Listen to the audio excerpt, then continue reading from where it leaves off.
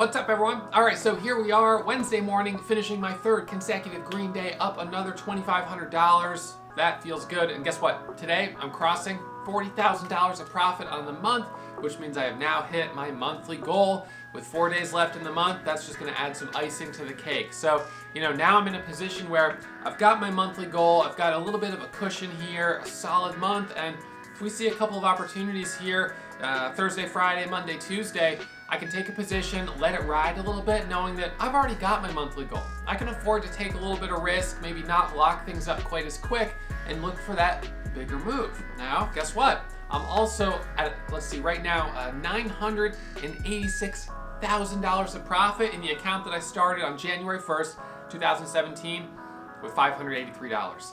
So I'm about 13 grand away from crossing the $1 million line. And it's kind of exciting to be coming right back up to that level. So I'm not trying to cross that line with a home run. I want to cross that line just with another base hit, walk that player in and boom, be on the scoreboard. $583 to $1 million. It can be done. All right, and a reminder, guys, tomorrow, 1 p.m. Eastern, I'm hosting a free day trading 101 workshop. So I'd love for you guys to register. The link to register is below, and I look forward to seeing you guys there. All right, everyone else, I'll see you first thing tomorrow morning, pre-market analysis around 9:50.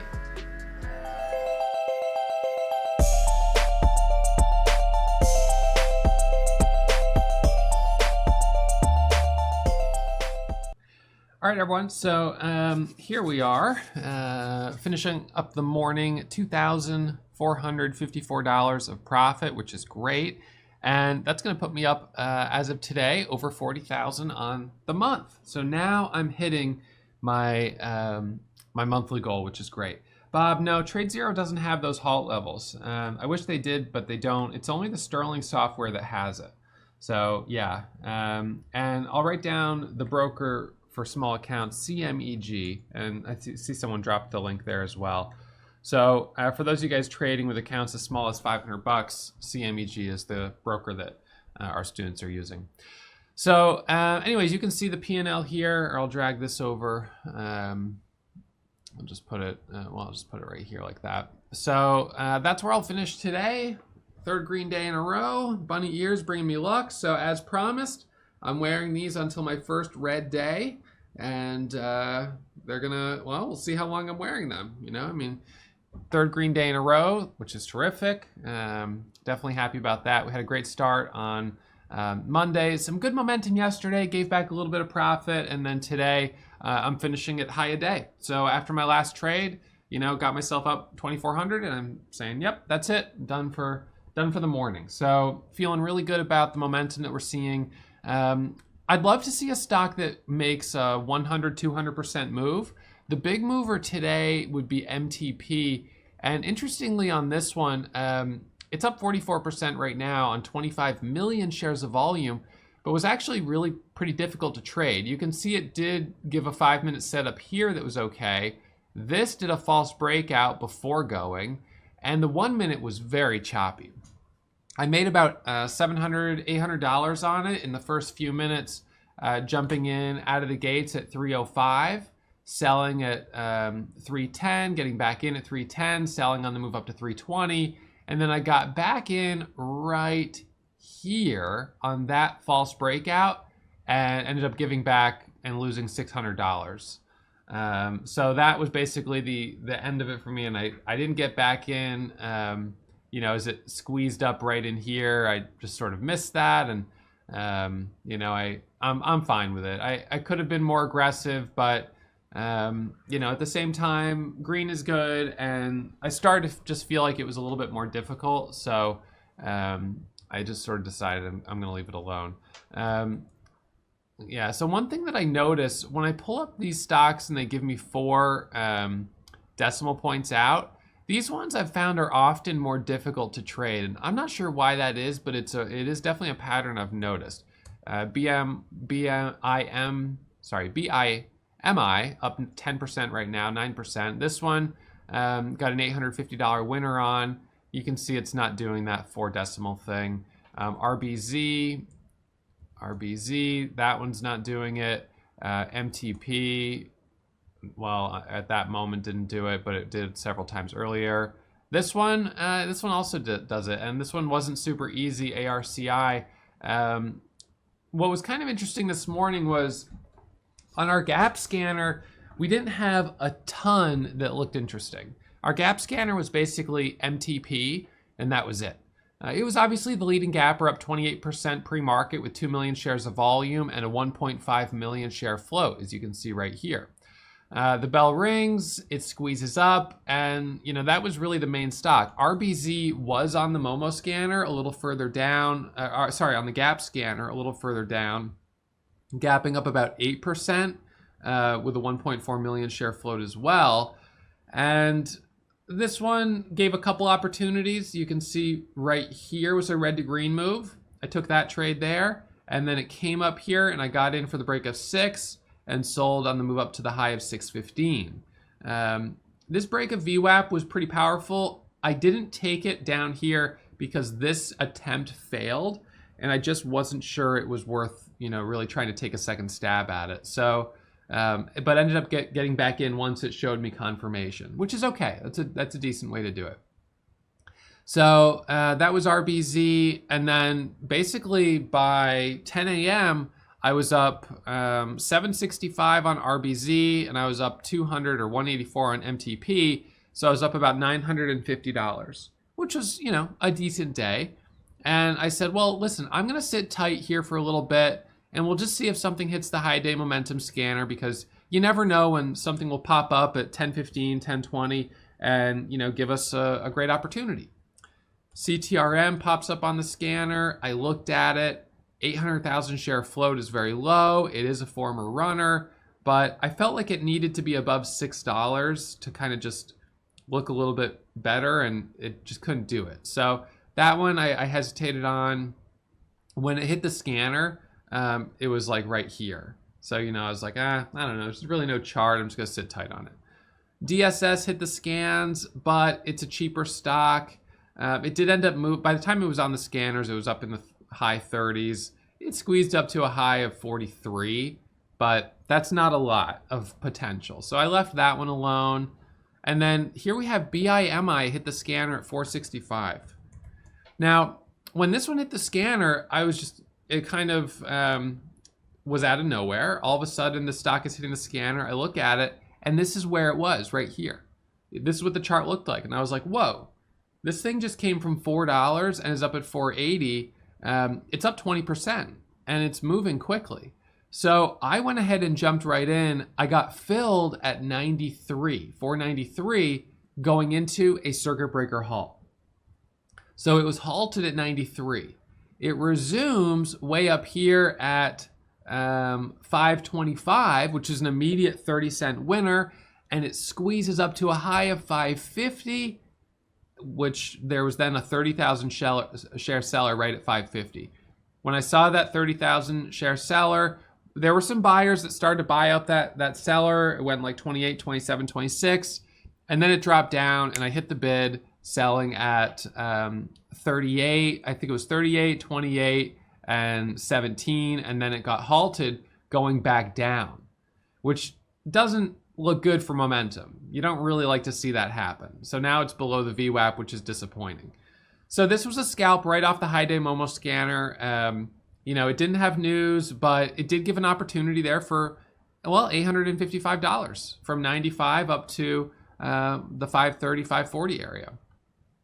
At the same time that this was halted, ARCI hits the scanner and also squeezes up and gets halted.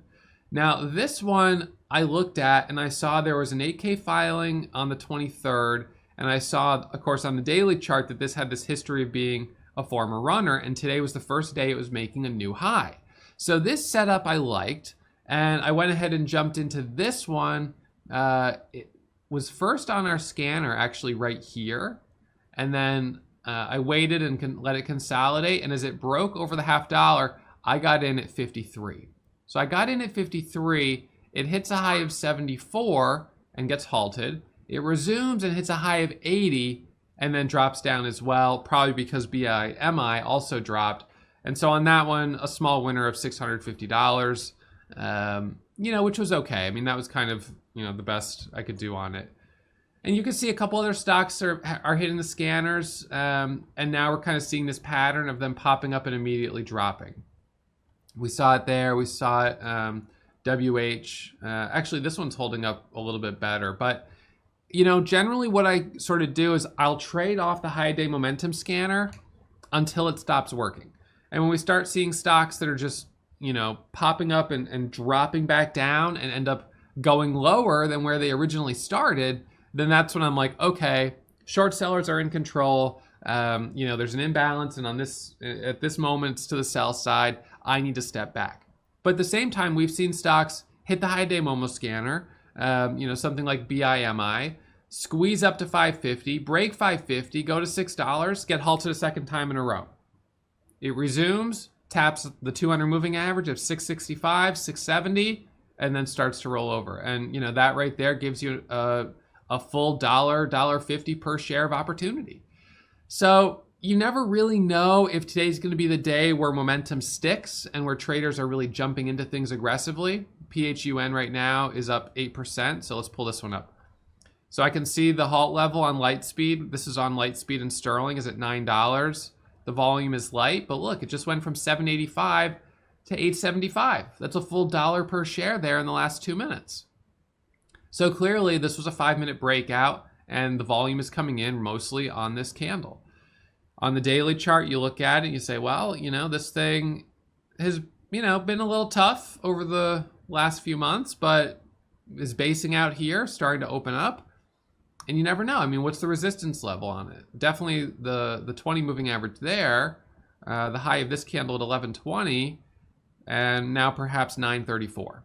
So 934, that might be a spot to watch. You know, all of a sudden, in the middle of, you know, the morning or the middle of the afternoon, a stock can pop up and, you know, give you 20, 30 cents. Now, as a beginner trader, your goal is just to find one stock each day that has the potential to give you 20 to 30 cents. And the odds of finding that are the highest between 9:30 and 10:30 in the morning. The first hour is when things are most predictable. As we get further away from the open, things start to get a little choppier. The risk is definitely higher.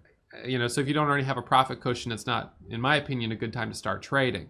But, you know, these scanners help put these stocks right in front of us. This is how I find stocks to trade every single day. So, you know, here's this back 74 by 80, going a little bit higher on the scanners again as it hits new highs. 90, 93, right? So 87 by 88, a little bit of a spread there, but 99, $9, 910, 919 is a circuit breaker halt. You know, this might end up getting halted. $9 by 909, 25% up on the day. So, you know, this is where certainly if I was willing to be a little bit more aggressive, I could have jumped in here on one of these pullbacks. And this is where some traders will say, Ross, you know, sometimes it seems like you buy stocks as they're squeezing up. And it's true. And in this example, it works. We, as momentum traders, buy stocks that are high, use tight stops, and then sell them when they're higher. So, you know, it is sometimes stepping out, you know, 100 feet off the ground, but as long as we've got, you know, a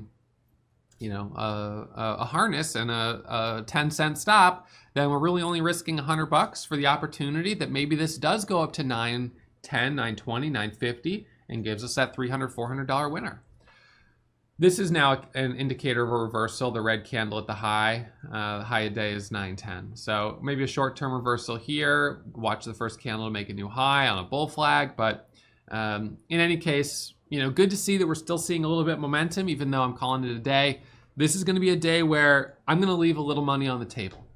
Remember yesterday I gave back a little profit. I traded myself up to about just under $5,000 of profit, but by the end of the day I'd given back more than half of it. You know, today's a day where I started kind of slow, $200, $500, $800, $1,000, $1,500, $1,800, got myself to $2,400, felt like it was a little bit, you know, more difficult to get those gains today, and so I'm just going to take that and walk away. Tomorrow, you know, we'll see what happens. As of right now, I'm up 40 grand on the month, and in this small account challenge, I am sitting right now at $986,000 of profit. So I am very, very close to that $1 million spot. which is exciting, about $13,000 away. So, you know, we'll be probably crossing that line anytime here in the next couple of weeks. Well, hopefully in the next couple of weeks, as long as we still have this kind of momentum, it shouldn't take too many more green days. You know, so slow and steady coming back to that line. March was a tough month for me, but I have been redeeming myself here in April, and I'm going to sit as of today up just about $150,000 on the year, which is good. That has me tracking right now for about $478,000 of profit this year. That would be a little bit less than I made last year, but you know, it's still only April, so I don't want to, you know, say where things are going to be before, you know, this early in the year.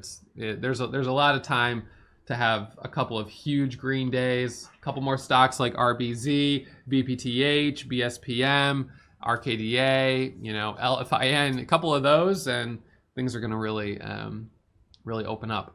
I don't really have any plans to celebrate crossing the $1 million mark. I really don't. I'm just going to do it, and then it'll be done, and I'll just, you know, keep trading, and it's really just going to be like any other day. I mean, it's exciting, but I don't really have any plans at this moment to do anything. You know, it took the wind out of my sails a little bit to come up to $1 million last month, and then lose 50 grand and have to work my way back up. So now I'm just like, well, let's just get over this thing and move on to the next thing. So anyways, that's it for me. Remember, tomorrow, 1 p.m. Eastern, free day trading 101 workshop for those of you guys that are not already in the starter or the Warrior Pro classes. So I'll see you guys tomorrow, 1 p.m. Eastern. The link to register for the webinar is in the chat room and in the description. So make sure you guys click that link, register. You'll get a free copy of How to Day Trade, bestseller. And I'll see you guys there. All right, everyone, so that's it for me. I'll see you all first thing tomorrow morning. And those of you who have registered already for the webinar, I'll see you guys 1 o'clock tomorrow. All right, see you guys later. If you're still watching, you must have really enjoyed that video. So why not subscribe and get email alerts anytime I upload new content? Remember, when you subscribe, you become a member of the Warrior Trading family.